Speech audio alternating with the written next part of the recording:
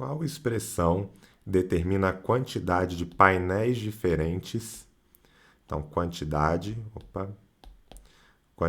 de painéis diferentes que a CBF poderá montar. Bom, então já dá para ver aqui que provavelmente vai ser uma questão de análise combinatória, só por ler o comando, e pelas alternativas envolvendo fatoriais, né? Então vamos lá para o texto. A Copa do Brasil teve, até a edição de 2018, 15 times diferentes como campeões da competição, conforme apresentado na imagem. Suponha que, como homenagem aos times campeões, a Confederação Brasileira de Futebol pretenda colocar um painel na sua sede. Esse painel teria 6 linhas, então vamos marcar isso aqui. Então o painel teria 6 linhas. Deixa eu afinar um pouco esse traço aqui. Beleza? Então o painel teria 6 linhas e em cada uma delas, então em cada uma dessas linhas, 5 placas referentes a cada edição da competição, com o nome do time vencedor, o brasão e o ano do título, tá? Principalmente esse lance do ano do título vai ser fundamental ali para a resolução. O painel deve ser fabricado de modo que a primeira linha só tenha clubes gaúchos. Então, primeira linha só tenha clubes gaúchos. E ele especifica quais são os clubes gaúchos: Internacional, Grêmio e Juventude. A segunda, apenas times cariocas: Flamengo, Vasco e Fluminense. A terceira, somente times mineiros: Cruzeiro e Atlético. E a quarta, somente clubes paulistas: Corinthians, Palmeiras, Santos, Paulista, Futebol Clube, Santo André. E as duas últimas, sem nenhuma restrição.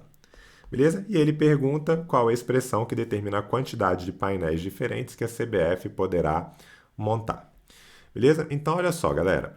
Essa questão já começa com um problema aqui, que é: não tem o São Paulo. Então, dava para perceber, né, que essa questão tinha algum grande problema, algum problema grave nela. E não à toa ela foi anulada. Não pela não presença do São Paulo, tá? Mas ela foi anulada porque não tinha alternativa correta, tá? E, bom, eu vou primeiro resolver com vocês, tá? A gente vai ver o que deveria. Foi uma questão que eu resolvi até relativamente rápido, tá? Eu devo ter levado aí uns, 4 minutos resolvendo essa questão, porque eu gosto de combinatória, é um tópico que eu domino e tal. Só que eu fiquei nessa questão durante a prova mais de meia hora. Foi a questão que atrapalhou não só o meu bom andamento na prova, como de vários outros alunos. Mas isso depois a gente discute, tá? Primeiro eu vou resolver a questão com vocês, como ela deveria ter sido resolvida. Depois a gente discute esses problemas aí envolvendo essa questão. Para mim, essa foi a questão mais problemática da prova, por esses motivos que já já a gente conversa a respeito. Beleza? Então vamos lá, galera, olha só. O que foi dito aqui pra gente foi o seguinte: eram 6 linhas, tá? Então eu vou colocar aqui linha 1. Tá? Então aqui a gente tem linha 1. Depois a gente vai ver lá a linha 2 e daí por diante. Então na linha 1 a gente tem clubes exclusivamente gaúchos, tá? Então, gaúchos. E os clubes gaúchos, eles têm aqui, tá? Que são o Internacional, o Grêmio e o Juventude.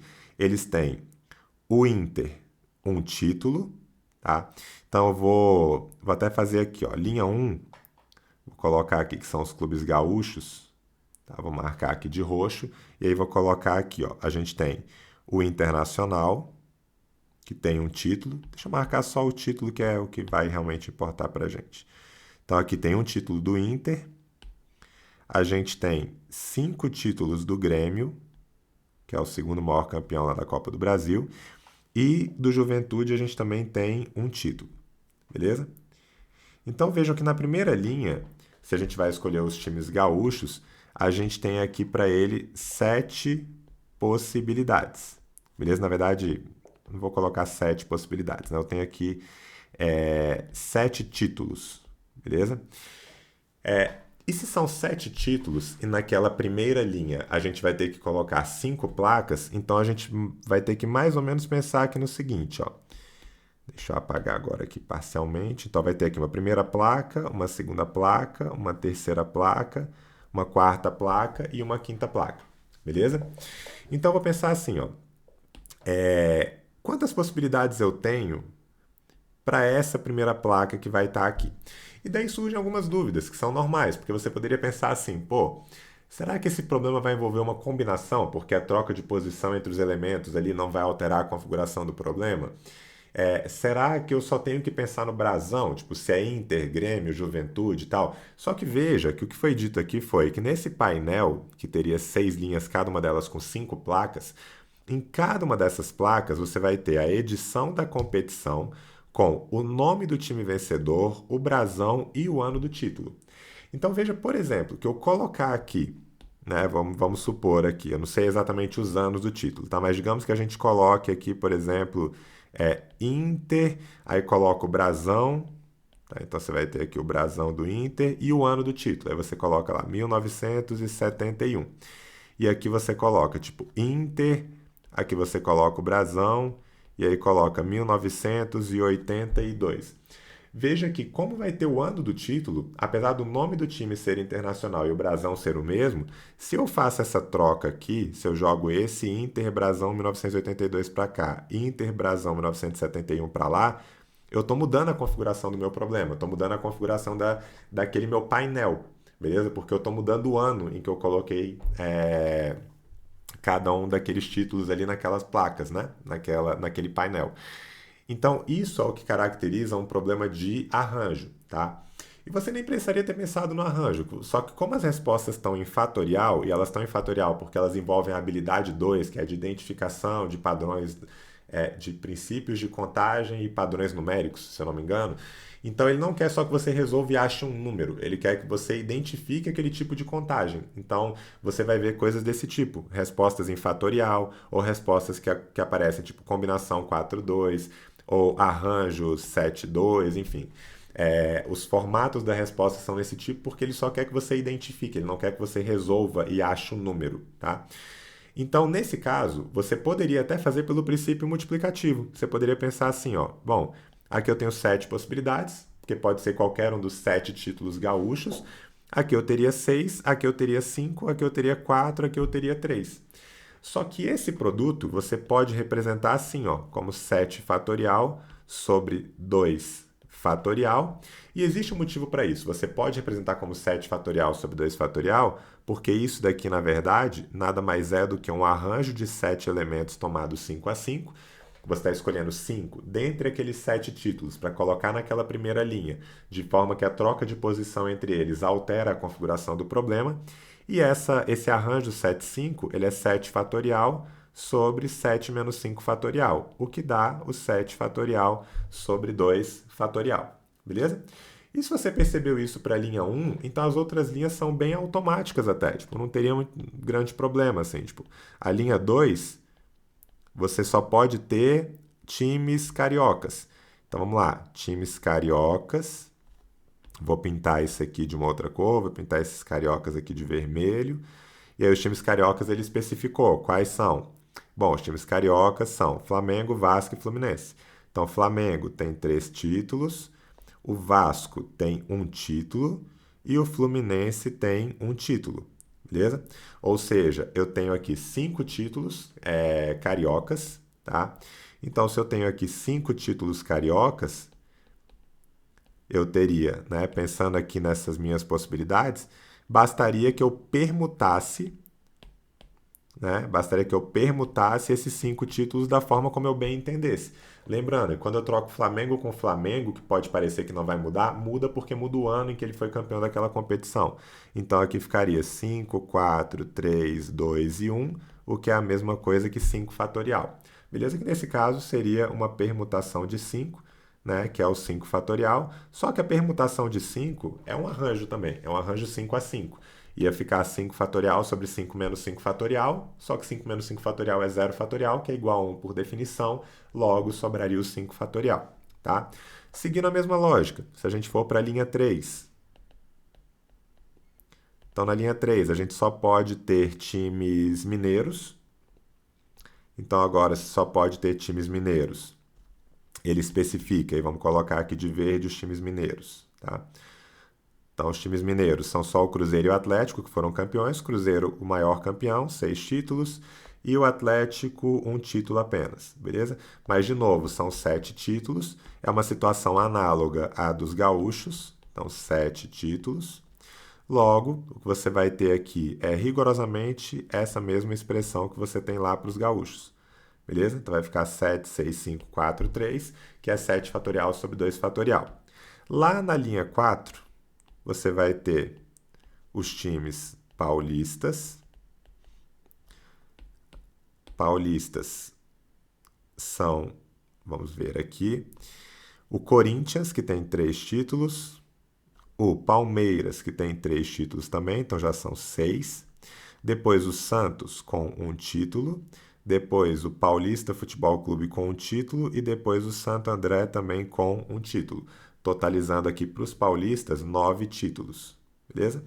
A lógica para os paulistas é a mesma dos mineiros, gaúchos, cariocas. Então, para esses 9 títulos, a única coisa que vai mudar aqui é que a gente vai ter. Deixa eu só alinhar aqui, pronto. Então aqui vai ficar 9. Vai ficar 9 vezes 8 vezes 7 vezes 6 vezes 5, o que você pode escrever como 9 fatorial sobre 4 fatorial, que nada mais é do que um arranjo 9 tomado 5 a 5, que é a mesma coisa aqui que 9 aqui 9, então 9 fatorial, 9 menos 5, e aí aqui vai ficar 9 fatorial sobre 4 fatorial. Beleza? E por fim, as linhas 5 e 6 não têm restrição, né? Então, nas linhas 5 e 6, o que vai acontecer?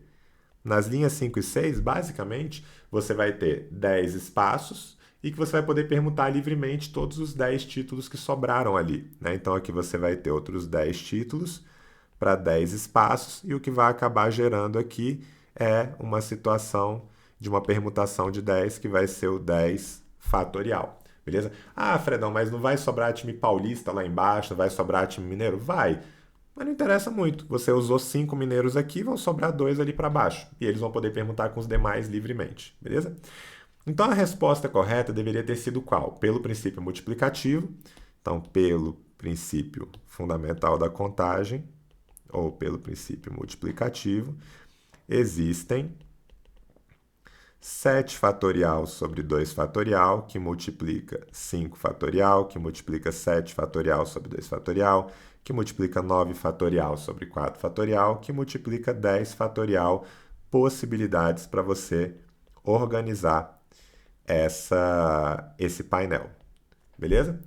Só que se você pega essa resposta que está aqui, então deixa eu cortar exatamente essa resposta e trazer para cá. Se você pega essa resposta,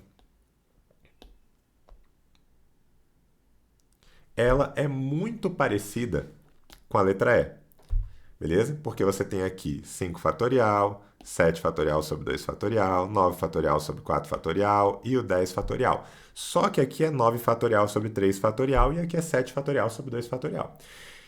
Então, quando eu percebi isso, eu já estava marcando a letra E. Aí eu olhei isso e falei, opa, peraí, a letra E está errada por conta desse 9 fatorial sobre 3 fatorial. E eu, por desencargo, porque eu sabia que não era igual, eu calculei esse número e não dá o mesmo resultado. Então, de fato, não poderia ser a letra E caso o meu raciocínio estivesse correto, beleza? Só que nenhuma das outras se encaixava. Nem a letra A, nem a letra B, nem a letra C, nem a letra D. Então eu fiquei meio encucado, porque combinatória é uma matéria que eu gosto, né? E como eu comentei no vídeo da resolução do Atomium, da 137, essa questão foi a terceira questão da minha prova. E eu tenho uma regra, assim, quando eu estou fazendo a prova do Enem, que é, eu pulo questões sem o menor problema, mas se eu pulei uma questão e logo depois, ou muito próximo dela, veio uma outra, eu tendo a não pular, porque aí já são duas que eu estou pulando, deixando para depois, em geral questões difíceis. Então, se teve uma que eu achei difícil e que eu pulei, a próxima eu não vou pular logo de cara, eu vou tentar fazer um pouco mais.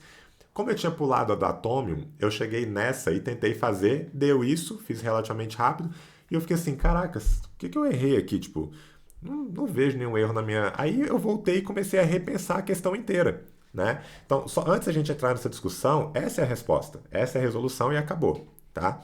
Só que eu comecei a viajar, eu pensei, putz, será que ele não quer que considere o ano do título? Será que ele quer, sei lá, eu comecei a viajar, eu comecei a pensar em outras coisas, assim, para tentar justificar o meu erro, porque eu não iria pensar que o INEP tinha errado, tipo, que estava faltando uma resposta. Eu fiquei meio assim, porque para mim isso aqui parecia muito aquele tipo de erro de digitação, assim, tipo, da pessoa tá, tipo, copiando uma fórmula lá no MathType, né, que é o que a gente usa para formatar questões e tal, e fórmulas matemáticas, e ela esqueceu de mudar essa fração, mas eu nunca pensei que o INEP ia ter feito isso. Bom, aí eu comecei a tentar pensar em outras alternativas. E eu fiquei pensando, fiquei uns 15 minutos e tal, e nada. Eu falei, cara, que merda. Eu fiz as contas, vi se eu não tava contando o título errado dos gaúchos, dos cariocas e tal. Pensei, tipo, mil coisas. Depois eu voltei nessa questão de novo e tal, até que eu me irritei com essa questão, mas aí eu já tinha gasto, sei lá, mais de meia hora nessa questão fácil, tá? O que prejudicou minha revisão de algumas outras questões da prova, enfim, foi péssimo isso aqui ter acontecido nessa prova para mim, assim como para outros alunos que estavam fazendo para valer e para tentar gabaritar também, porque se eu fosse um aluno que eu não quisesse gabaritar, tipo, eu ia olhar isso, beleza, tá errado aqui, tipo, não tem resposta, vamos para a próxima. Eu não ia ficar muito apegado a essa questão, ia achar que tinha alguma coisa errada e tal e acabou. Mas eu gosto de combinatório e eu queria gabaritar a prova. Então eu fiquei tentando achar alguma justificativa para isso. Até que eu me irritei e eu comecei em cada questão e pensar assim: não, peraí, eu vou por eliminação. Não pode ser 30 fatorial, porque o que é o 30 fatorial? É eu pegar os 30 títulos e permutar livremente nos 30 espaços sem qualquer restrição. Então, beleza, isso aqui não pode ser. Também não pode ser letra B, porque o que é a letra B? É você fazer uma permutação de 7 objetos em 7 espaços, depois 5 objetos em 5 espaços, 7 objetos em 7 espaços. E não é bem isso, porque você vai ter 5 primeiro, depois outros 5, depois outros 5, depois outros 5 e depois os 10 finais.